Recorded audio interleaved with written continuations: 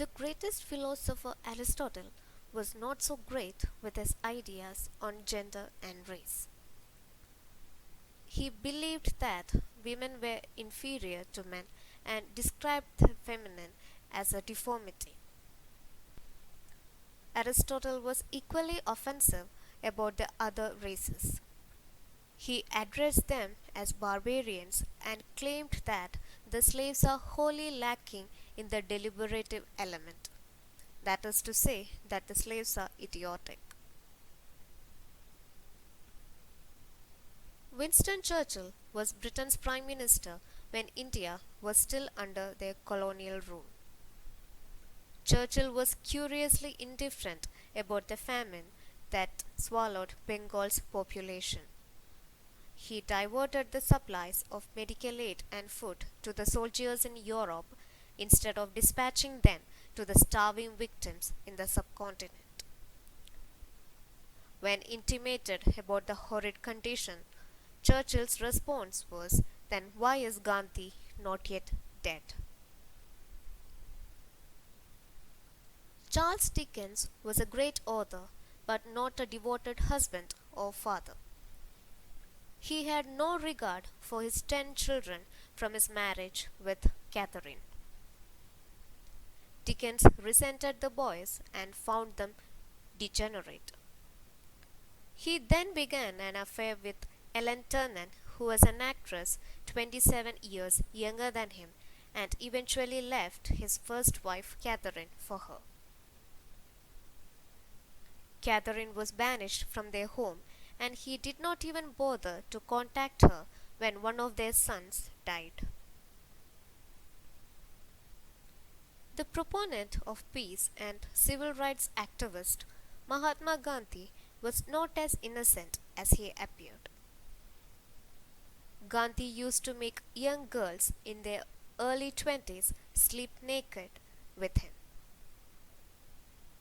After the death of his wife Kasturba, he started having more women around him.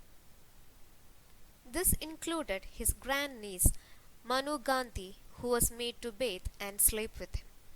Gandhi was evidently using his position to exploit women and their sexuality.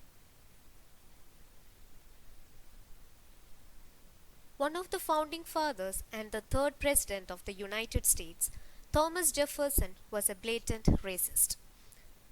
He believed that blacks were an inferior race and held some unusual views about their biology. Jefferson claimed that black people secrete less by the kidneys and more by the glands of the skin, which gives them a very strong and disagreeable odor. He was of the notion that they were a lesser form of human than white people in the faculties of both body and mind.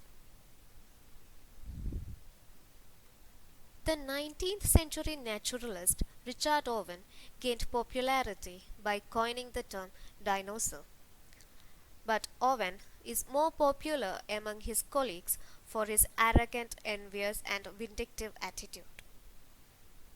Owen tried his best to dissuade the Royal Society from granting the Royal Medal to Gideon Mantell, who was Owen's fellow paleontologist. Another of Owen's rivals was Charles Darwin. He argued that humans were entirely unrelated to apes, and after the publishing of Origin of Species, Owen released an anonymous article to refute Darwin's theories.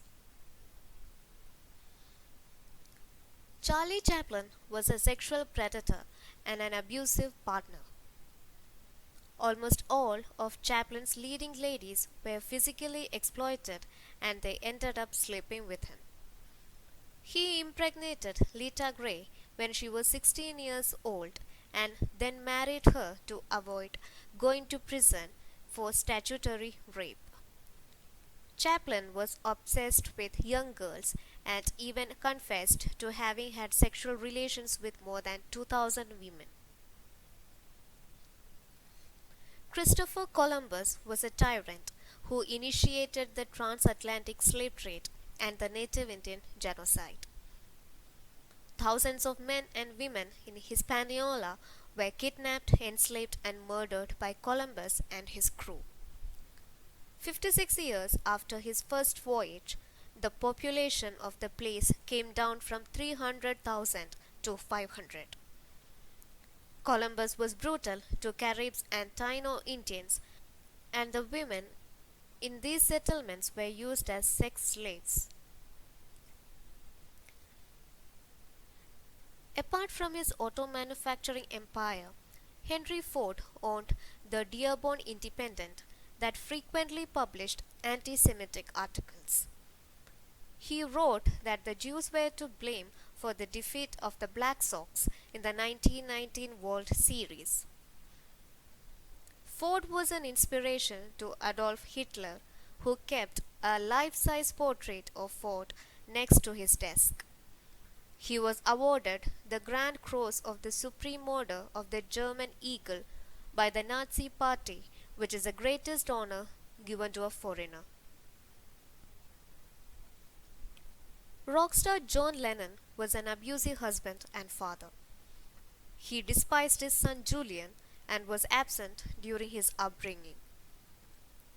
Lennon was a pathological liar and hypocrite.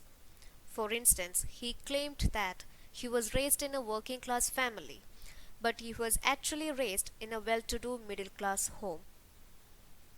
Lennon's son had labeled him a hypocrite who preached about peace on earth, yet had no love for his family or friends.